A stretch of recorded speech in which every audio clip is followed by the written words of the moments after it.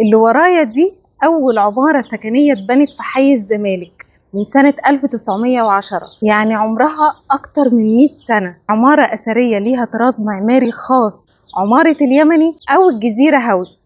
تعالوا نشوفها مع بعض من جوه عاملة ازاي ونعرف حكايتها ايه. يلا بينا.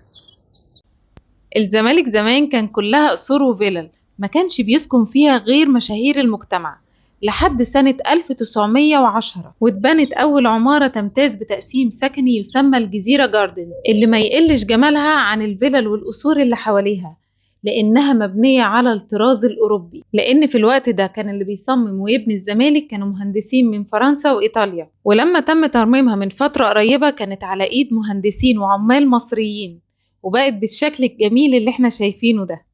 والشارع اللي فيه العمارة كان اسمه الأمير إبراهيم حلمي، وده كان على اسم ابن الخديوي إسماعيل، لكن اتغير وبقى اسمه شارع عمارة اليمني. العمارة متغيرش فيها أي حاجة خالص حتى بعد ما اترممت، الشبابيك هي البيبان هي، حتى لما تدخل العمارة من جوه هتلاقي الأسانسير زي ما هو. بجد أنا مش قادرة أوصف لكم أنا مبسوطة إزاي وأنا شايفة الجمال ده كله وواقفة قدامي. جماعة حي الزمالك ده ما بيهزرش بجد.